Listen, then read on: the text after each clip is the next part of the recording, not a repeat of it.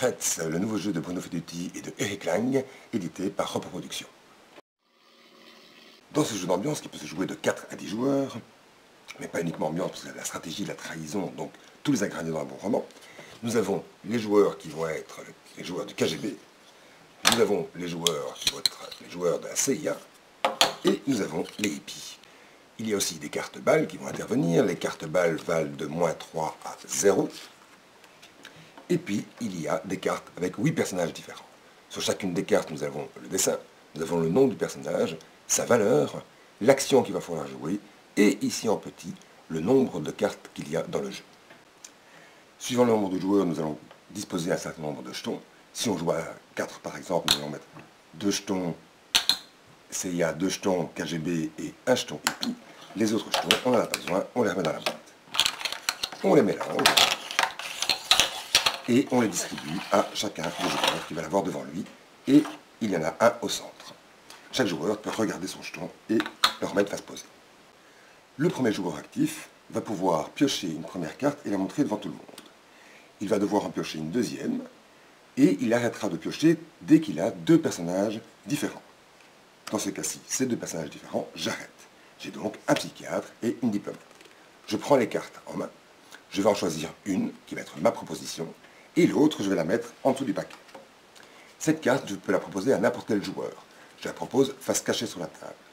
Le joueur à qui je la propose je peux négocier pour dire, ben oui, prends-la, parce que je sais bien que tu es avec moi et des choses du style. Et puis, après ça, il va dire, non, je ne la prends pas, ça veut dire que je vais devoir la mettre devant moi. Ou au contraire, il va dire, oui, ok, je la prends, et il va la mettre devant lui. Directement, dès qu'un joueur a retourné la carte devant lui, soit le joueur actif, soit le joueur à qui il a fait la proposition, on va devoir faire l'action qui est marquée ici. Le psychiatre va pouvoir échanger 2 jetons sur la table avec le jeton du centre ou bien avec le jeton d'un autre joueur. La scientifique, l'action est ici. Quand j'en ai une devant moi, rien de grave. Dès que j'ai une deuxième scientifique, toutes les cartes, y compris les scientifiques, sont retournées et vaudront 0 point. Le joueur qui retourne à une carte journaliste va devoir montrer son jeton à tout le monde. Le détective va pouvoir regarder le jeton de quelqu'un d'autre. L'agent double va prendre son pion, va l'échanger avec celui du centre et regarder sa nouvelle identité. La diplomate, on va révéler le jeton central. Tous les joueurs vont fermer leurs yeux et pendant ce temps-là, le diplomate va pouvoir changer avec un autre joueur. Si vous activez une carte politicien, vous allez déposer cette carte devant un autre joueur et vous allez pouvoir secrètement regarder son jeton et le remettre.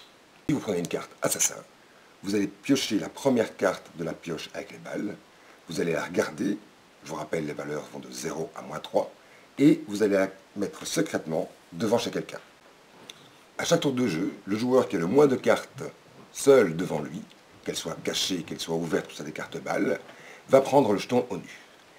À tout moment, il peut l'utiliser, c'est-à-dire que quand quelqu'un d'autre fait une proposition, imaginons le joueur ici me fait une proposition, c'est ce joueur-ci qui a la carte au nu, il peut dire, pas question, je joue ma carte au nu, et je vais prendre cette carte et je la mets directement devant moi, et j'assume la responsabilité.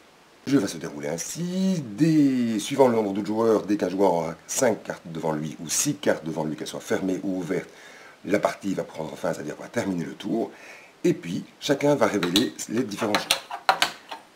Chacun individuellement va calculer le nombre de points qu'il a devant lui. Si jamais c'est le joueur hippie qui a le point les plus faibles, c'est lui qui gagne la partie. Par contre, si ce n'est pas le hippie, les équipes vont mettre leurs points ensemble, les 2 du KGB et les 2 de la CIA. L'équipe qui aura le plus de points gagne la partie. Voilà, bon amusement.